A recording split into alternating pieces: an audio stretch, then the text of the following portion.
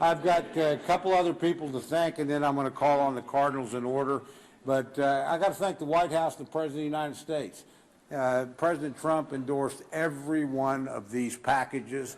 His support and the work with his team at the White House is absolutely indispensable in getting this done. And again, it's a reason why this hasn't happened for a long time. And I want to thank President Trump and his team for everything they did to make sure that we had unity when we needed it and to, frankly, have flexibility when we needed that. So the President deserves a lot of credit for this.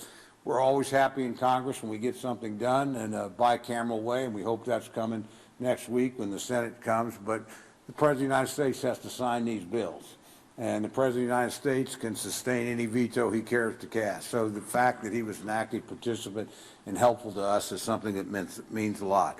Finally, I want to thank every member of the committee on both sides of the aisle. There were a lot of bipartisan votes today. I would be remiss not to thank my working partner on the other side, Rosa DeLaura. We didn't vote the same on every single item in front of us today or on every single bill, but we would not have been able to have this process without her cooperation, her help, and her commitment to Article 1 and to regular order. The same thing is true with our colleagues on the other part of the rotunda. They haven't quite finished their job, but Susan Collins and Patty Murray are fantastic to work with. And again, while this is a big day for Republicans, this is a bipartisan, bicameral product in front of us that was negotiated out on both sides of the aisle. So it's not just a partisan victory, it's a congressional and bipartisan victory. I appreciate that. Finally, I want to thank specifically my Cardinals. We adopted a common philosophy at the beginning. I know Ms. DeLaura feels the same way. Let's push these decisions down to the subcommittee level and let the Cardinals and the ranking members do their work.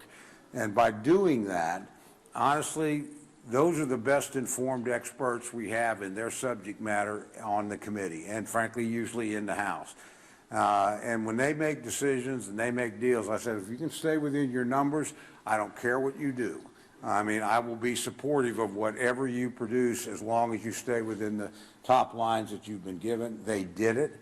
And quite honestly, every level you move this up, whether it's to the four corners or to the leadership, the decision becomes less informed and more political. And so keeping it at the subcommittee level was really the key. And the Cardinals, and again, their counterparts on the other side of the aisle, were really responsible for this success. Now I want to turn it over to my mentor, my master, the Dean of the House, the Chairman Emeritus of the Appropriations Committee, and probably the greatest appropriator, certainly in this century, but probably the last one too, because he was here for that. Yeah, the one before that, yeah.